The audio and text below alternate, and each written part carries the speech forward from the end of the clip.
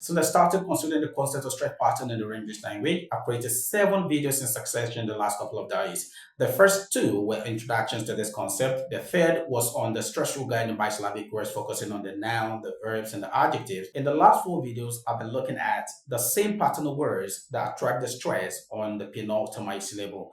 Now it's about time we moved to other word patterns other than those that attract the stress on the penultimate syllable. And before going ahead to do that, I feel it's only necessary that we have a quick revision on the things that we've looked at in the last 5 videos. Yeah, the first, like I said, were introductory videos, while the last 5 have been on the rules of stress. So let's have a quick revision. In the third video, we looked at bisyllabic words, the rule of stress guiding bisyllabic words. So I'll take that last.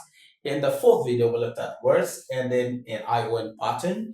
And the next, we looked at words ending in IC pattern. And the following one, we looked at words ending in IAL pattern. And in the last video before this one I'm making right now, we looked at words ending in IAN pattern. What does the rule say again? Remember, if a word ends with any of these ION, a polysyllabic word ends in IC, a polysyllabic word ends in IAL, a polysyllabic word ends in IAN, your stress falls on the penultimate syllable. So let's look at these words.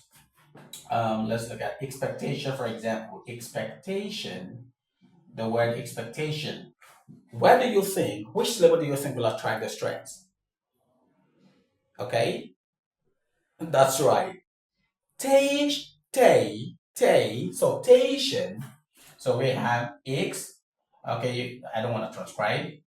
Expectation. That's how you pronounce the word, following the rule. So all the other words that end in ION will take the stress on the penultimate syllable. The penultimate syllable is always a syllable immediately before the final syllable in the word, or if you read from the end of the word, the penultimate syllable is the second syllable from the end of the word. The same applies to IC. If you look at the word specific, I'm being specific right now. I'm being specific. So we have spare, right? C, fake. I'm being specific. Be specific, right? No time to wait. Be specific. Get straight to the point. Be exact.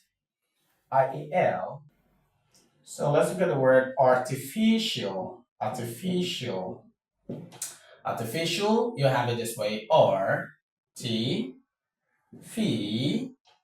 Artificial. IAN. Vegetarian. The word vegetarian. Vegetarian.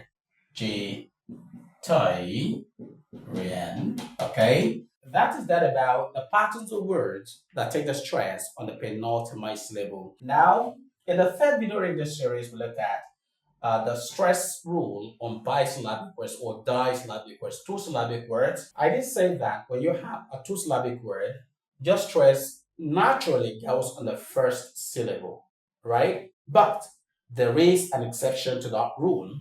And I did say that when you have a 2-syllabic, bisyllabic, disyllabic verbal word or verb, the stress falls on the second syllable. I also mentioned that when you have a bisyllabic adjectival word or adjective, a bisyllabic adjective, a disyllabic adjective, a 2-syllabic adjective, the stress falls on the first syllable because the adjective and the noun have something in common. Remember, the adjective is a word that describes the noun. So they have the same rule. And the same applies to adverbs. Adverbs, adjectives, and nouns have the same rule. The stress falls on the first syllable most of the time, but not all the time because we have exceptions to that. So let's look at this word.